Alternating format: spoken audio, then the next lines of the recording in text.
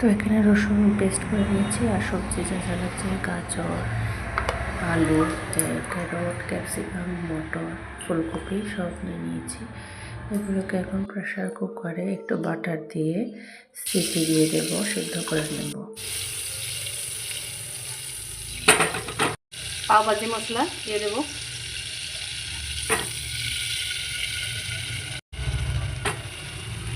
পাও ভাজি মশলা দিয়ে দিলাম। সবজি দিয়ে দেব।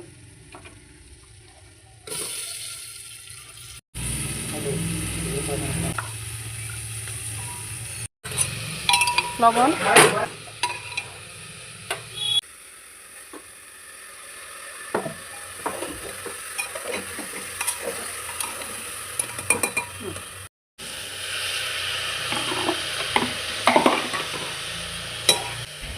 চেরা কাঁচা লঙ্কা ফালি করে দিয়ে দিলাম, আপনার ঝাল অনুযায়ী দিয়ে দেবেন। নুনটা আগে দিইনি, জল বেরিয়ে যাবে বলে এখন নুন দিয়ে দিচ্ছি। তারপর টমেটো কুচি দিয়ে দেবো, দিয়ে একটু ভালো করে মিক্স করে নিয়ে নিচ্ছি, সিটি দিয়ে দেবো। সামান্য একটু জল অ্যাড করতে হবে।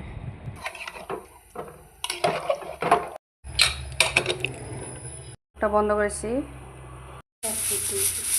এখন যাবো স্নান সারবো, তারপরে বাকি প্রসেস পরে দেখাচ্ছি।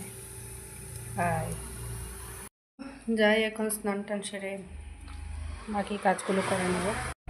5টা সিটি চলে এসছে, এখন সবগুলো স্ম্যাশ করে নেব ভালো করে। আর এদিকে আদা রসুন পেস্ট করে নিয়েছি। এদিকে ব্রেডগুলোকে ছেঁকে নেব একটু বাটার দিয়ে তাওয়ার মধ্যে। এখানে পেঁয়াজ কুচি, ধনেপাতা কুচি করে নিয়েছি। তো এখানে বাটার দিয়ে তড়কা দিয়ে দেব। এখানে আদা রসুন পেস্ট ছিল, সেই পেস্টটা দিয়ে দিচ্ছি। দিয়ে দেব পেঁয়াজ কুচি, ভালো করে নাড়িয়ে নেব। এক এক করে সব মশলা দিয়েছি। এটা হলো পাও ভাজি মশলা, জিরে গুঁড়ো, তারপর একটু কাশ্মীরি লঙ্কা গুঁড়ো, আর একটু ভালো করে কষিয়ে নেব। সামান্য একটু জল দিয়েছিলাম, সামান্য একটু লেমন স্কুইজ করে দিলাম 1 বা 1.5 চামচের মতো। এখন কাঁচা লঙ্কা কুচি দিয়ে আর একটু ভালো করে নেড়ে চেড়ে যে গ্রেভিটা ছিল সবজির ওটা দিয়ে দেব, স্ম্যাশ করা সবজিটা। এখানে বাটারগুলোকে ছেঁকে নিচ্ছি। উপর থেকে ধনেপাতা কুচি ছড়িয়ে গরম গরম পরিবেশন করুন। উপর থেকে একটু বাটার দিয়ে দিলাম, একটু পেঁয়াজ কুচি আর লেমন দিয়ে পরিবেশন করতে পারেন। So thanks for watching everyone. দেখা হচ্ছে অন্য আরেকটা ভিডিওতে।